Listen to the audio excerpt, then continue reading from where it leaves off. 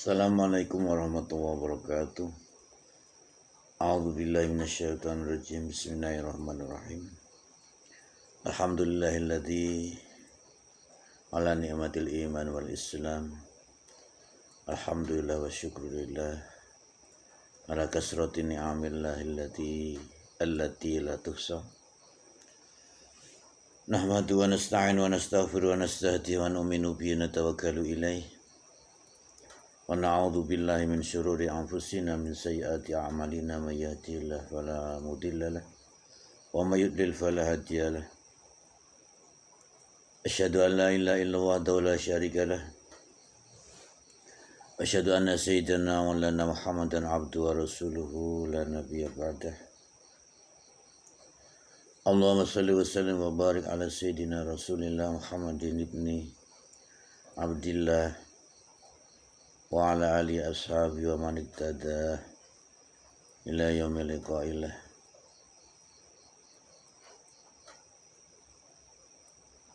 Fil jannah bil maghfirah wa rahmah wa syafaati Rasulullah Muhammadin sallallahu alaihi wasallam. Kama sallaita wa sallamta barakta ala sayyidina Ibrahim wa ala ali sayyidina Ibrahim fi jamil alam wa sallama tasliman katsira. Rabbi faj'alna minal akhyar. Qala rabbi shrah li sadri wa yassir li amri wahlul 'uqdatam min lisani yafqahu qawli. Aqul li wa lakum rabbana atina fid dunya hasanah fil akhirati hasanah wa qina adzabannar. Wa qala ibadus sholihin wa hasuna ulaika rafiqa. Wa ba'du.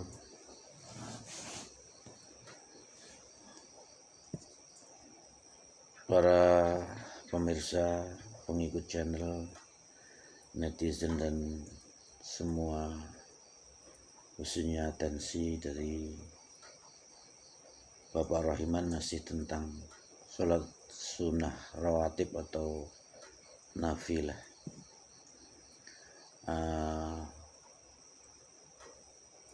Atau an-nawafil. An-naflu mufrad yang dijamakkan menjadi nawafil. Beberapa sholat sunnah yang dinamakan sholat sunnah rawatib,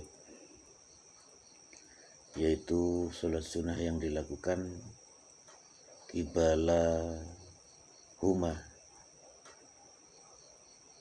sholawatil faraid, sebelum atau sesudah menjalankan sholat fardu, yaitu ada sholat sunnah yang dinamakan sholat sunnah rawatib. Sebelumnya dinamakan qobliyah, kalau sesudah sholat fardu dinamakan ba'diyah.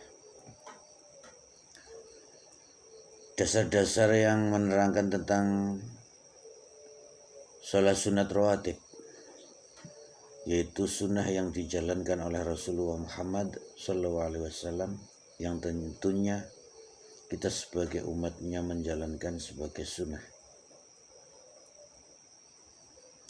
Ada yang namanya yaitu sholat rawatib qoblal asri. Disunahkan menjalankan sholat sunnah sebelum asar, yaitu 4 rakaat qobliyah dan tidak ada ba'diyah asar. Dasar-dasar atau dalil yang mengarah kepada sholat sunnah sebelum asar 4 rakaat, yaitu apa yang disampaikan oleh Rasulullah SAW. Nabi kita menyampaikan, rahimallahu imra'an shalla qoblal asri arba'an, yang artinya Allah akan memberikan kasih sayangnya kepada seseorang yang seseorang tersebut menjalankan sholat sunnah sebelum menjalankan sholat fardu asar, yaitu 4 rakaat. Hadis ini juga diriwayatkan oleh Imam Abu Dawud. Bagi sholat sunat rawatib yang 4 rakaat boleh dilakukan dengan sekali salam atau 4 rakaat dengan 2 salam. Masing-masing 2 rakaat, 1 salaman, 4 rakaat, 2 salaman.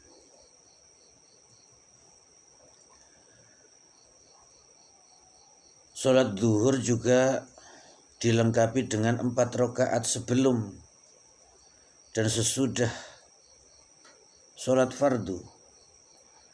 4 rakaat sebelum zuhur dan sesudah zuhur 4 rakaat.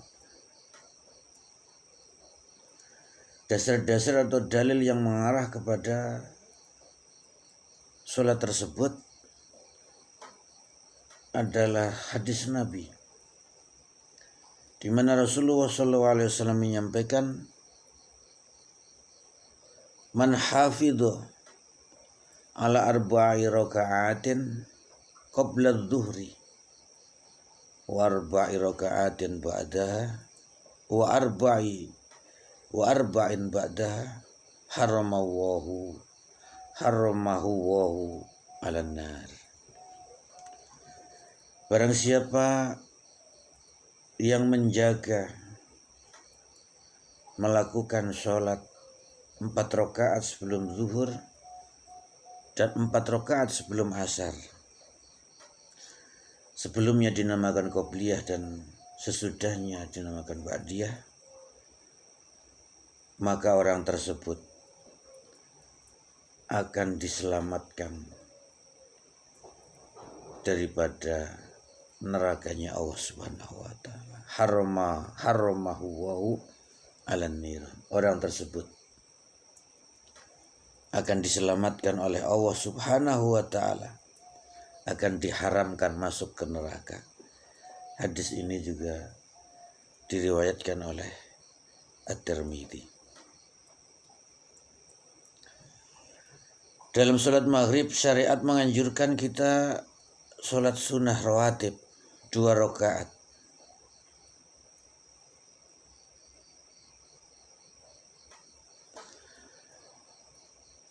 Yaitu qobliyah dan ba'diyah, yang masing-masing dilaksanakan 2 rakaat sebelumnya dan 2 rakaat setelahnya, berdasarkan daripada hadis Rasulullah Muhammad SAW, yang mana Rasulullah SAW menyampaikan, baina kulli adanaini salatun, baina kulli adanaini salatun, summa qala fis salisati liman sya'a. Di antara setiap 2 adzan ada salat.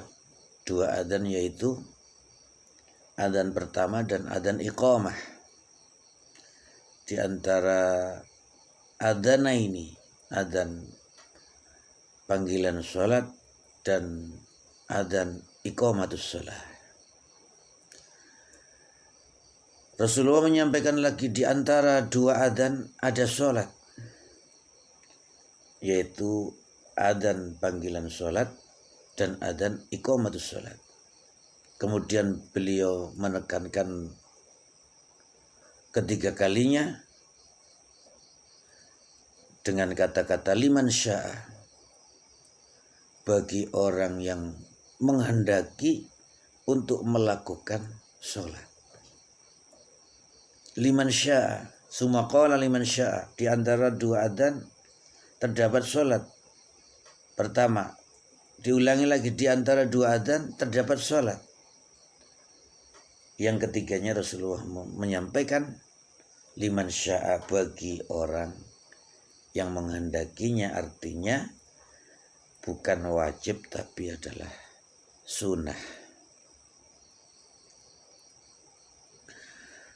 Para ulama menjadikan hadis di atas sebagai dalil kesunahan sholat qobliyah maghrib, sedangkan sholat sunnah ba'diyah maghrib berdasarkan pada sebuah hadis lain yang berbunyi, man shalla ba'dal maghribi rak'ataini qabla ayatakallama kutibata fi iliyyin.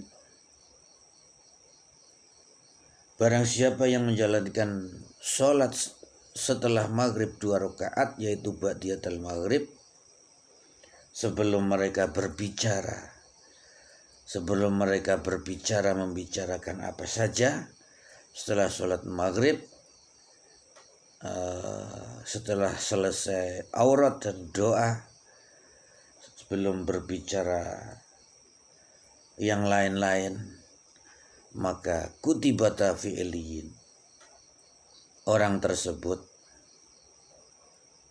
mendapatkan pahala, yaitu pahalanya dicatat untuk menjadi penghuni surga iliyyin, surga yang mulia, surga yang iliyyin. Hadis ini juga diriwayatkan oleh At-Tirmidzi.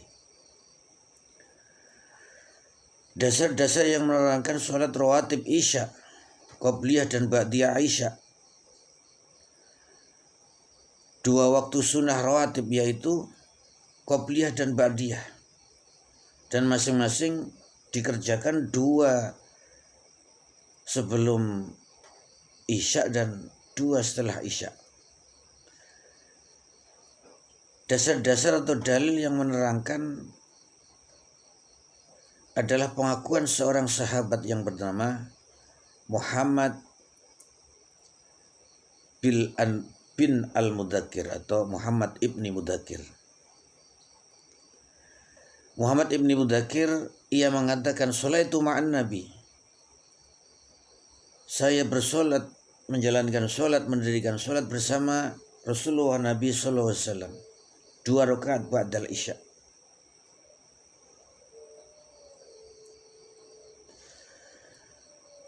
Ini menjadi dasar disunahkannya qobliyatul Isya dan disunahkannya ba'diyatul Isya, artinya ada sholat setelah Isya. Kalau baina kulli adana ini sholatun, berarti qobliyah. Namun hadis ini menerangkan saya sholat bersama Rasulullah 2 rakaat setelah Isya, maka dinamakan ba'diyatul Isya. Adapun dalil yang menerangkan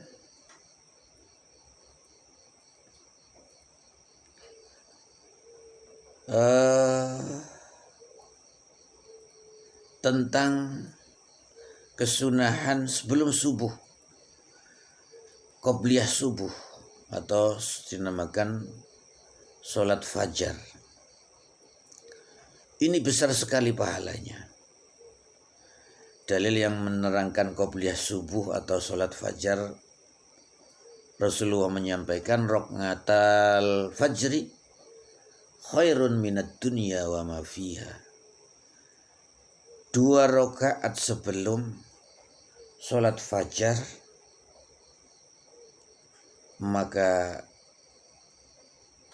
pahalanya lebih besar, pahalanya lebih utama, pahalanya lebih baik daripada dunia seisinya.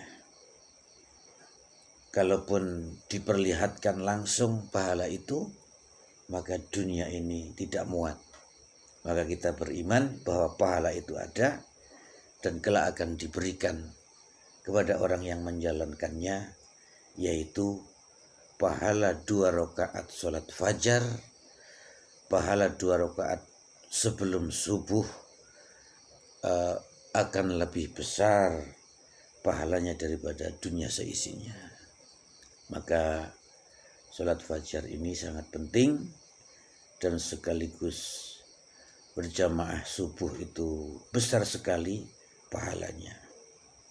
Orang berjamaah subuh disampaikan kalau saja orang tahu pahalanya sholat berjamaah subuh, maka orang tersebut akan mengejar sholat subuh dengan berjamaah karena besarnya pahalanya berjamaah sholat subuh, walaupun seumpama orang tersebut itu harus berjalan dengan perjalanan yang sulit, gelap, jauh, terjal. Karena apa? Walaupun seperti itu, besarnya pahalanya subuh dengan berjamaah, maka dia akan mengejar sholat subuh dengan berjamaah, karena besar sekali pahalanya. Apalagi sholat subuhnya tentu saja akan lebih besar pahalanya. Sedangkan sunnahnya saja 2 rakaat sebelum subuh, yang sunnah saja pahalanya lebih besar daripada bumi dan seisinya. Ini sunnahnya, apalagi fardunya yaitu sholat subuh. Maka dengan demikian, marilah kita semangatkan untuk sholat berjamaah 5 waktu. Sholat berjamaah 5 waktu. Karena apa? Dasar sholat berjamaah itu sangat penting. Rasulullah menyampaikan perlunya sholat berjamaah, besarnya pahala sholat berjamaah. Rasulullah menyampaikan sholatul jamaati afdalu min sholatil faddi bi arba'in wa isyrina darajatan. Sholat berjamaah, keutamaannya sholat berjamaah itu akan lebih besar derajatnya, akan lebih besar pahalanya, akan lebih besar keutamanya dibandingkan dengan sholat sendirian. Kalau sholat sendiri mendapatkan 1, kalau sholat berjamaah akan mendapatkan 27. Maka 27 derajat ini besarnya pahala harus diperoleh dengan berjamaah.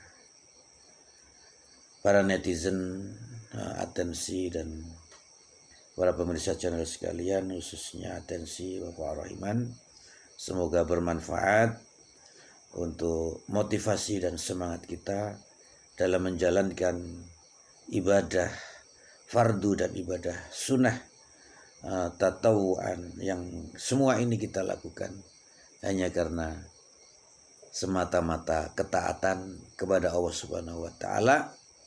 Adapun pahala itu adalah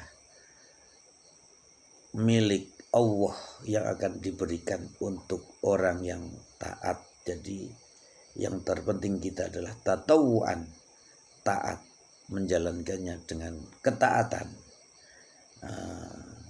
Adapun pahala yang disampaikan adalah menjadi motivasi, bukan menjadi tujuan.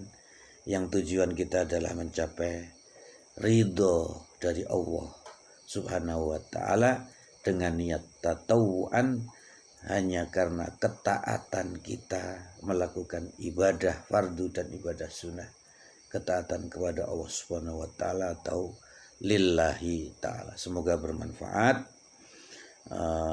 Wal muwaffiq ila aqwamit thoriq. Hadana wa iyyakum ajma'in. Ihdinas siratal mustaqim. Aquli wa lakum rabbana atina fid dunya hasanah fil akhirati hasanah wa qina adzabannar. Wa sunnallahi wa rafiqa. Wassalamualaikum warahmatullahi wabarakatuh.